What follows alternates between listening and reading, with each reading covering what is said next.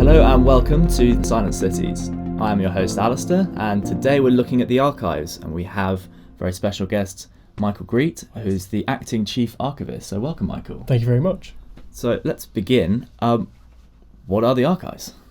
So I basically look after the Commission's archive, so that's all the records to do with the Commission itself as an organisation, so how it actually started, thinking about how it was going to design the cemeteries, how it was going to construct them, all of its really work and how it's developed from the sort of end of the First World War up into the present day. Yeah, what got you into archivism? So it really began at the end of my undergraduate degree, where I was studying history up in Manchester. And I was working through my dissertation and I was visiting a lot of archive collections, and I was sort of seeing a lot of archivists at work and their day-to-day sort of stuff, and I thought, yeah, this is the sort of thing I'd be interested in doing. It's actually touching the archives and working with them and helping other researchers to access the material. Amazing. Yeah, and presumably a lot of history students go into a lot of archives and part of their research, but not all of them end up working in the archives. Indeed, I think it's something only a few of us end up going into, yes. And there's a lot of archives around the country. What makes the CWGC Archives particularly interesting? When you look at what the Commission does, it's very unique. It's very far-reaching as well. So, our archives touch all four corners of the globe. There's records related to all the countries in which we operate. We have files related to all the sites in which we work and look after the graves. And I think there's lots of interesting discussions within the records as well. You look at some of the early discussions where the Commission is really trying to think about how it's going to approach everything. But you also see some of the controversy that's been generated through what the Commission's proposing, sort of both higher up but also among the general public as well. Yeah, there was a lot of controversy when the Commission started and the way it went around burying where people fell. So presumably you have a lot of letters from the general public as well as internal communications. So there's a particular set of files called Efiles, and this is the correspondence between the Commission and the casualties' next of kin. So there's lots of requests for things like the original wooden cross to be sent back, so the family can have it, and then the Commission would then put the headstone over the grave. But there's also selecting the personal inscription they want to have on the headstone.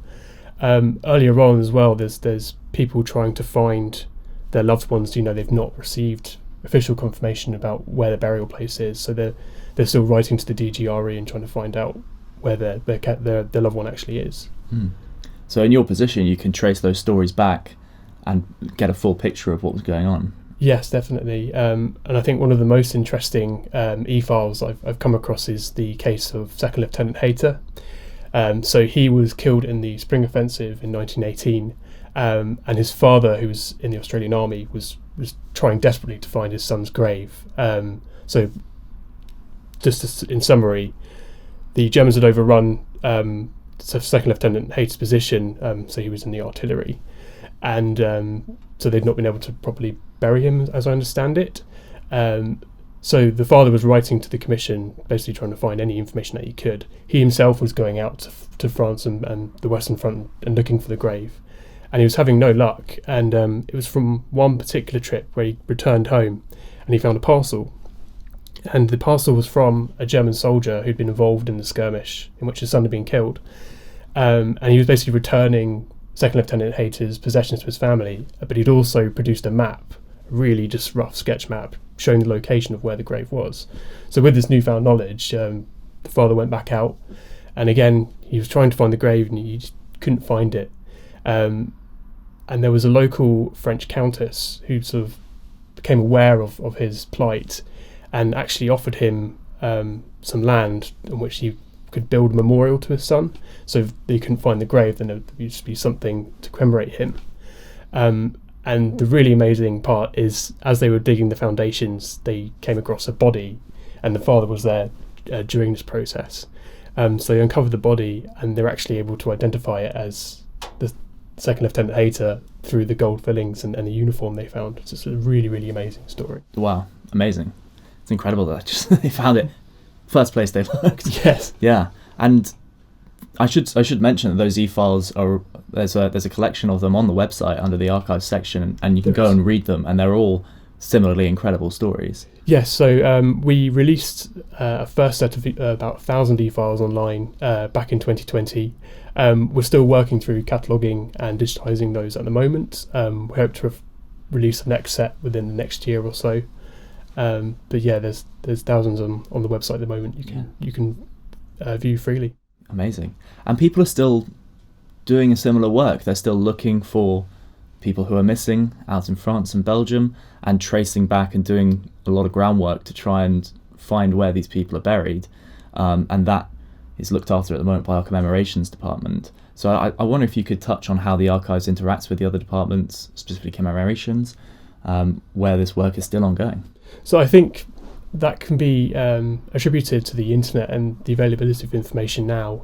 I think programs like Who Do You Think You Are has it's influenced people to become quite interested in their family history, so they've started researching ancestors. They've come across people who they know fought in the First World War and died, or the Second World War as well, as it may be. So Commemorations will often work with us in sort of looking at some of the records we have related to these casualties, and the sites in which we operate as well. A very sort of frequent record they'll refer to are what we have are battalion ledgers. So these are lists of casualties by regiment that will list, when they were killed. It might list, the cause of death. So did they die of wounds? Are they missing? Did they drown? That sort of thing. And of course their date of death, and in some cases their place of death as well. So really, really useful record for my colleagues in Commemorations. Yeah. You mentioned that the internet has been a big step forward for public research. We at the CWGC are digitising a lot of the archives. I wonder if you could talk through the digitisation programme and why it's so important to do. So this year we've undertaken a large-scale digitisation project, which will see over 2,000 records from our core archive collection become digitally available. It's really records relating to the Commission's early work, so where it was sort of developing out the DGRE's work at the end of the First World War, all the way up until the beginning of the Second World War. So in the archives, it's not all documents. There are some artefacts down in the archives. I was wondering if you have a favourite one or one of particular interest that you'd like to talk about. Certainly. I mean, as you say, a large percentage of our collection is paper. I think it's about 60%, and then there's about 30% of photographs, but we do have a small number of artefacts. And I think one of the most interesting artefacts we have is a clay pipe that we and also a pocket watch as well. But I think the most poignant artefact we have is a small silver locket, which still has a photograph of a loved one stored within it, and you can still just about make out. It's faded over time, but you can still make out the impression of someone's face on the photograph. And I think that's a really personal item that we've got. There's obviously a lot of sentimental value added to that artefact. Yeah, absolutely. Really brings it home. So a few months ago, we told the story of the King's Pilgrimage, when George V in 1922 went out to France and Belgium and visited some of our cemeteries there. And as part of that story, we showed the King's passport, which we still have in the archives. It's a very interesting document, and I was wondering if you could tell us a little bit about it. Yeah, so the King was issued a pass to accompany him on his visit to our sites in 1922. It's quite an interesting piece. It's got a photograph of the King, but then within the occupation it also mentions he is the King, as if that really needed much more sort of explanation to who he was, considering he was accompanied by quite a large party of people. But it was actually given to us by Lord Wigram in 1951, and we've kept it in the archives since then. So how can the public access the archives, and what parts of them can they access? So our online catalogue is available to access via the website. Anyone can browse our collection there and see what we have. Within the catalogue itself, there are a number of digitised records as well, so they can access it from their computer or their smartphones. But you can also visit us here in Maidenhead. We're open from 10 till 4:30, Monday to Thursday. If you just want to email in to visitarchives@cwgc.org, and you can arrange an appointment to visit. Great, so you need to book a slot. Indeed, yes. Good, okay, you can't just turn up. No. So Michael, before the podcast, you were telling me a little bit about one of the modules that you studied, which was paleography. I was wondering if you could tell me a little bit about what that involves. Yes, so paleography is essentially the study of old handwriting, so understanding the different types of handwriting that have been used, and actually learning to decipher it, because it can be quite tricky sometimes reading old handwriting. So the module involved sort of looking at handwriting from the early 15th century up to the 19th century, so lots of different styles of handwriting. And it's been really useful throughout my career as an archivist. Certainly when looking at some of the letters we've received here, the handwriting can be quite tricky to decipher. So my paleography training comes in really handy in those situations. I bet, and I've seen letters from Lutyens, one of our chief architects, and I can't understand a word of it. So I think Lutyens has probably got the trickiest handwriting of all the principal architects. It's quite small. He varies his lettering quite a lot, and it's not always very well defined. It can be quite sort of just blotted together. So I appreciate his handwriting can be quite tricky. Another interesting doodler, if you will, is Rudyard Kipling, where I found examples of commission meeting minutes where Kipling has not only sort of doodled his name, but he's sort of drawn little pictures and sketches as well. And reading some recollections from another member of staff named Oliver Holt, he mentions Kipling was constantly doodling throughout his time at the commission. He'd go past his desk in the office and he'd see his name card, and it would just be covered in Kipling sketches. So how was Kipling tied into the work of the commission? So Rudyard Kipling was the commission's literary advisor. He himself had lost his son John during the First World War, so his connection to the commission's work was very personal in that sense, because they weren't able to locate his son's grave.